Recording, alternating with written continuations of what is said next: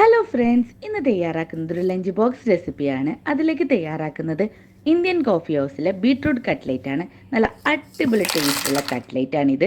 Video ഇഷ്ടമായ like ചെയ്യാനും subscribe ചെയ്യാനും മറക്കല്ലേ. ഇനി പെട്ടെന്ന് തന്നെ വീഡിയോയിലോട്ടേക്ക് പോകാം.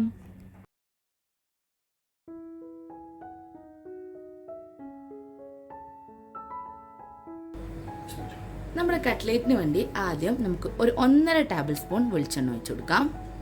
വെളിച്ചെണ്ണ നല്ലതുപോലെ ചൂടായി വരുമ്പോൾ ഒരു വലിയ ഉള്ളി വളരെ ചെറുതായി കട്ട് ചെയ്തത് ഇതിലേക്ക് ഇട്ട് കൊടുക്കാം.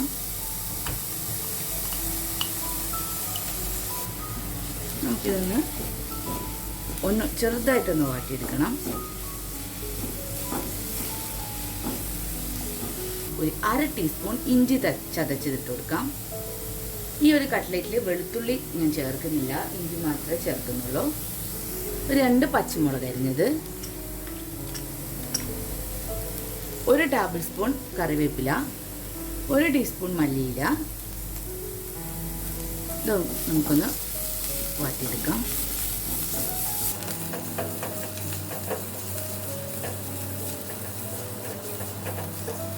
ഇതൊന്ന് ചെറുതായിട്ട് വാടി വന്നിട്ട് ഇതിലേക്ക് 1 ക്യാരറ്റ് വളരെ ചെറുതായി നൈസായിട്ട്, അതായത് പൊടി പൊടിയായിട്ട് അരിഞ്ഞത് ചേർത്ത് കൊടുക്കാം. ഇതിൻ്റെ കൂടെ തന്നെ ഒരു ബീട്രൂട്ട് പൊടിയായി അരിഞ്ഞതും കൂടി ചേർത്ത് കൊടുക്കാം. ഇതിലേക്ക് ആവശ്യത്തിനുള്ള ഉപ്പ്. ഇതിൽ ഒട്ടും തന്നെ വെള്ളം ചേർക്കരുത്. ലോ ഫ്ലെയിമിൽ വെച്ചിട്ട് നമുക്കിത് വേവിച്ചെടുക്കണം.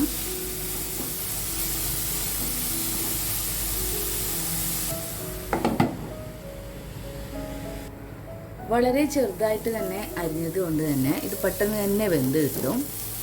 അപ്പോൾ ഇടയ്ക്കൊന്ന് ഓപ്പൺ ചെയ്തിട്ട് ഇതേപോലെ ഒന്ന് ഇളക്കി കൊടുക്കാം. ഒരു ലോ ഫ്ലെയിമിലിട്ടിട്ട് വെറും 5 മിനിറ്റ് നേരം ഇതൊന്ന് വേവിച്ചെടുത്താൽ മാത്രം മതി.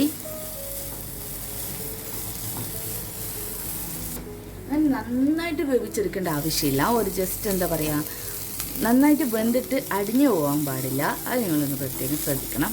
ഇനി ഇതിലേക്ക് നമുക്ക് കുറച്ച് പൊടികൾ ആഡ് ചെയ്യാനുണ്ട്. ഒരു ലൈറ്റായിട്ടുള്ള പൊടികൾ മാത്രമേ നിങ്ങൾ ആഡ് ചെയ്യാൻ പാടുള്ളൂ. ഒരു 2-3 നുള്ളു മഞ്ഞൾപ്പൊടി, 1/2 ടീസ്പൂൺ ഗരം മസാല പൊടി, ഒരു 3/4 ടീസ്പൂണോളം മുളക് പൊടി. ഇത് നമുക്ക് ഒരു പൊടികളുടെ ഒരു കുത്ത് മാറുന്നത് വരെ ഇതൊന്ന് വറുത്തെടുക്കാം. ചില ബീട്രൂട്ടിൽ എന്ത് ചെയ്യും, വെള്ളം ഉണ്ടാവും. അപ്പം നിങ്ങൾ എന്ത് ചെയ്യണം, വെള്ളം നല്ലതുപോലെ ഡ്രൈ ആയതിനു ശേഷം മാത്രമേ പൊട്ടറ്റോ ആഡ് ചെയ്ത് കൊടുക്കാൻ പാടുള്ളൂ. അങ്ങനെ എൻ്റെ ബീട്രൂട്ടിൻ്റെ വെള്ളമൊക്കെ വറ്റി നല്ല ഡ്രൈ ആയിട്ടുണ്ട്. ഇനി ഇതിലേക്ക് നമുക്ക് ആഡ് ചെയ്യാനുള്ളത് പിന്നെ ഒരു 3 പൊട്ടറ്റോ നല്ലതുപോലെ പുഴുങ്ങി മാഷ് ചെയ്തെടുത്തതാണിത്.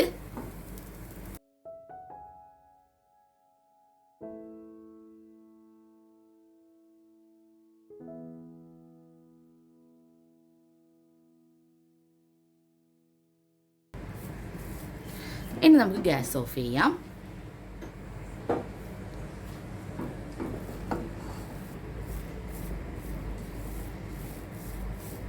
അങ്ങനെ ഞാൻ നന്നായിട്ട് മിക്സ് ചെയ്തെടുത്തിട്ടുണ്ട്. അങ്ങനെ ഇത് ചൂടൊക്കെ ചെറുതായിട്ടൊന്ന് ആറിയിട്ടിട്ടുണ്ട്. അപ്പം നമുക്കിതിലേക്ക് ലാസ്റ്റ് ചേർക്കാനുള്ളത് 1 ടേബിൾ സ്പൂൺ റസ്ക് പൊടിയാണ്. നിങ്ങൾ ബ്രെഡ് പൊടി ചേർക്കുന്നതിനെക്കാട്ടിയും കൂടുതൽ ഈ ഒരു കട്ട്ലേറ്റിന് നല്ല ടേസ്റ്റ് കിട്ടുക റസ്ക് പൊടി ചേർക്കുമ്പോഴാണ്. അതേപോലെ തന്നെ നമ്മൾ കോട്ട് ചെയ്തെടുക്കുന്ന സമയത്തും പിന്നെ ബ്രെഡ് പൊടിക്ക് പകരം റസ്ക് പൊടിയാണ് നല്ലത്.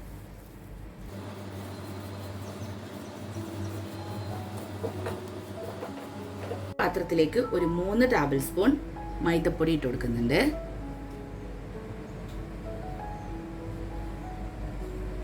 ഇതിലേക്ക് ഒരു അല്പം ഉപ്പ്. ഇതിലേക്ക് വെള്ളം ഒഴിച്ച് നമുക്കൊന്ന് കലക്കിയെടുക്കാം.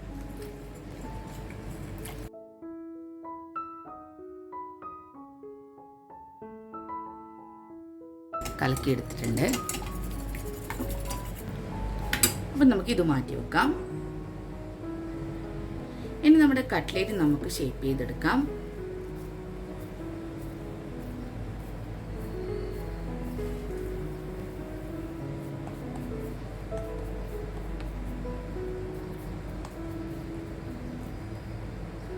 ഇന്ത്യൻ കോഫി ഹൗസിൽ നിന്ന് കിട്ടുമ്പോൾ നല്ല വലിയ കട്ട്ലേറ്റ് ആയിരിക്കും, നല്ല ഉണ്ട പോലത്തെ. അതേപോലെ ഞാൻ ഷേപ്പ് ചെയ്തെടുത്തിട്ടുണ്ട്. അങ്ങനെ ഞാൻ എല്ലാം ഒന്ന് ഇതേപോലെ കട്ട്ലറ്റ് ഷേപ്പാക്കി എടുത്തിട്ടുണ്ട്. ഇനി നമുക്ക് ഇങ്ങനെ ഫ്രൈ ചെയ്തെടുക്കുന്നത് നോക്കാം. കട്ട്ലറ്റ് ഇങ്ങനെ കോട്ട് ചെയ്തെടുക്കുന്നത് നോക്കാം. അതിനുവേണ്ടി ഞാൻ എന്ത് ചെയ്തിട്ടുണ്ട്, ഈ ഒരു കട്ട്ലറ്റിനെ മൈദ മിക്സിലേക്ക് മുക്കുന്നുണ്ട്.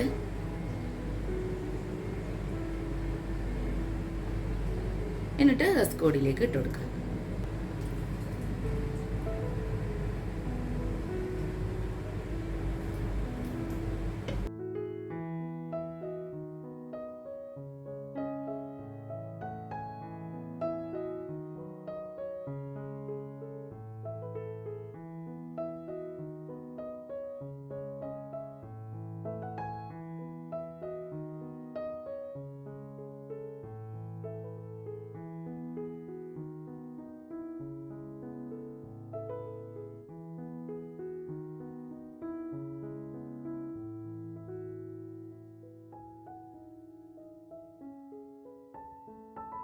അങ്ങനെ ഫ്രൈ ചെയ്യാൻ ആവശ്യമായിട്ടുള്ള ഒരു പാനിൽ ഞാൻ എന്ത് ചെയ്തിട്ടുണ്ട്, ഓലൊക്കെ വെച്ച് നല്ലതുപോലെ ചൂടാക്കി എടുത്തിട്ടുണ്ട്.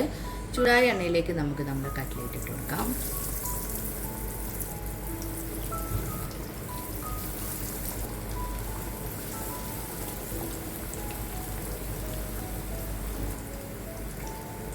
ഒരു സൈഡ് ആക്കിയിട്ടുണ്ട്. ഇനി നമുക്കൊരു തിരിച്ചിട്ട് കൊടുക്കാം.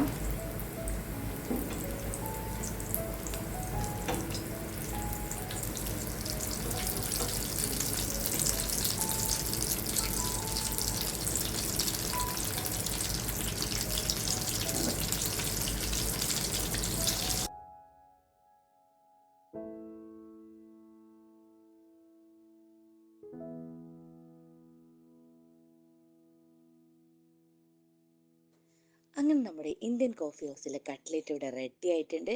നിങ്ങൾ ലൈക്ക് ചെയ്യാൻ മറക്കരുത്, അതുപോലെ സുഹൃത്തുക്കൾക്ക് ഷെയർ ചെയ്യാനും മറക്കരുത്. അപ്പോൾ അടുത്ത പുതിയ റെസിപ്പിയുടെ വീഡിയോയുമായി കാണുന്നവരേക്കും bye bye. Thank you for watching.